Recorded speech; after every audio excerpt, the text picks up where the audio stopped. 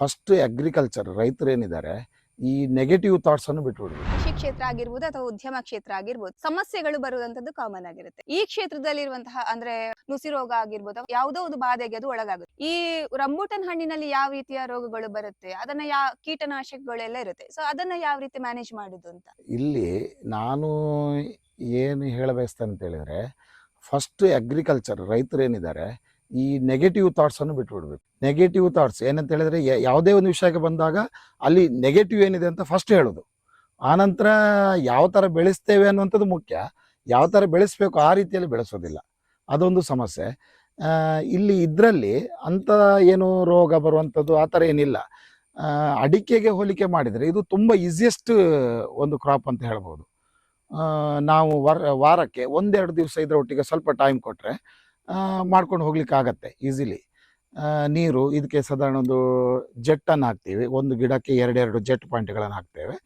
ಅಡಿಕೆಗೆ ಯಾವ ಥರ ಇದೆ, ಸ್ವಲ್ಪ ಸ್ಪ್ರೆಡ್ ಆಗಿ ನೀರು ಬೀಳೋ ಥರ ಮೇಂಟೈನ್ ಮಾಡಬೇಕು. ಸ್ವಲ್ಪ ಪ್ರೂನಿಂಗ್ ವರ್ಷಕ್ಕೆ ಒಂದು ತಿಂಗಳು, ಈಗ ಕಟ್ಟಿಂಗ್ ಟೈಮಲ್ಲಿ ಆದ ಕೂಡಲೇ ಒಂದು ಪ್ರೂನಿಂಗ್ ಮಾಡ್ತೇವೆ. ಪ್ರೂನಿಂಗ್ ಆಗಿ ಕೂಡಲೇ ಏನಾದರೂ ಈ ಡಿಸೀಸಸ್ ಬರೋದಾಗಿ ಒಂದು ಸ್ಪ್ರೇ, ಸಲ್ಫರ್ ಏನೊಂದು ಸ್ಪ್ರೇ ಕೊಡ್ತೀವಿ, ಬೋರ್ಡ್ ಆ ಥರ.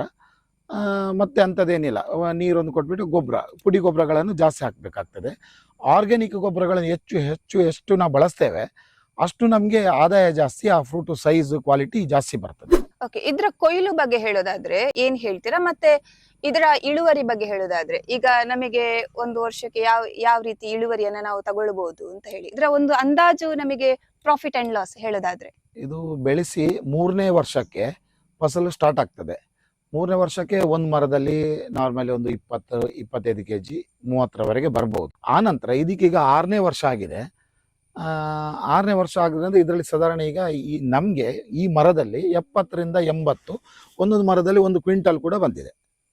ಈಗಿನ ರೇಟಲ್ಲಿ ಸಾಧಾರಣ ಒಂದು ಕೆಜಿಗೆ ಸಾಧಾರಣ ಒಂದು ಎವರೇಜ್ 200 ರೂಪಾಯಲ್ಲಿ ಮಾರ್ಕೆಟಿಂಗ್ ಹೋಗ್ತದೆ. ಬಟ್ 1 ಕ್ವಿಂಟಲ್ ಅಂದ್ರೆ ಸಾಧಾರಣ ಒಂದು 15ರಿಂದ 20 ಸಾವಿರ ಅಂತ ಫಿಕ್ಸ್ ಒಂದು ಮರ ಕೊಡ್ತದೆ, ಆದಾಯ ಕೊಡ್ತದೆ. ಈಗ ಮಳೆಗಾಲ ಬಂದ್ರೆ ಅದಕ್ಕೆ ಏನಾದ್ರೂ ಪ್ರಾಬ್ಲಮ್ ಆಗುತ್ತಾ? ಈಗ ಬೇಗ ಮಳೆ ಬಂದ್ರೆ, ಲೇಟ್ ಮಳೆ ಬಂದ್ರೆ ನಮ್ಮ ರಂಬೂಟನ್ ಹಣ್ಣಿಗೆ ಏನಾದ್ರೂ ಪ್ರಾಬ್ಲಮ್ಸ್ ಆಗುತ್ತಾ? ರಂಬೂಟನಿಗೆ ಜಾಸ್ತಿ ಮಳೆ ಬಂದರೆ ಸ್ವಲ್ಪ ಡ್ರಾಪಿಂಗ್ ಎಫೆಕ್ಟ್ ಇರ್ತದೆ. ಮತ್ತು ಯಾವುದೇ ಮರ ಕೂಡ ಈಗ ಸಾಧಾರಣ ಅದಕ್ಕೆ ಎಷ್ಟು ಕೆಪಾಸಿಟಿ ಇರ್ತದೆ ಅಷ್ಟೇ ಹಣ್ಣುಗಳನ್ನು ಹಿಡ್ಕೊಳ್ತದೆ. ಅದು ಸಾಧಾರಣ ಒಂದು ಮರ ಈಗ 1.5 ಕ್ವಿಂಟಲ್ನಷ್ಟು ಫ್ಲವರಿಂಗ್ ಬರ್ತದೆ, ಫ್ರೂಟ್ ಸೆಟಪ್ 1.5 ಕ್ವಿಂಟಲ್ನಷ್ಟು ಫ್ರೂಟ್ ಸೆಟಪ್ ಆಗುತ್ತೆ. ಆದ್ರೆ ಅದು ಸಾಧಾರಣ ಒಂದು 80 to 100 kg ಅಷ್ಟು ಫಸಲು ಬರ್ತದೆ, ಉಳಿದದ್ದು ಡ್ರಾಪಿಂಗ್ ಆಗ್ತದೆ. ಅದು ನ್ಯಾಚುರಲ್, ಅದಕ್ಕೆ ಅದು ಪ್ರೊಸೆಸ್. ಅದಕ್ಕೆ ಯಾವ ಗೊಬ್ಬರ ಅಥವಾ ಏನು ಹಾಕಿದ್ರು ಕೂಡ ಆ ಮರ ಎಷ್ಟು ಕೆಪಾಸಿಟಿ ಇದೆ ಅಷ್ಟೇ ಹಣ್ಣುಗಳನ್ನು ಬಿಡ್ತದೆ, ಅಷ್ಟೇ ಫ್ರೂಟ್ ಸೆಟಪ್ ಆಗಿರ್ತದೆ.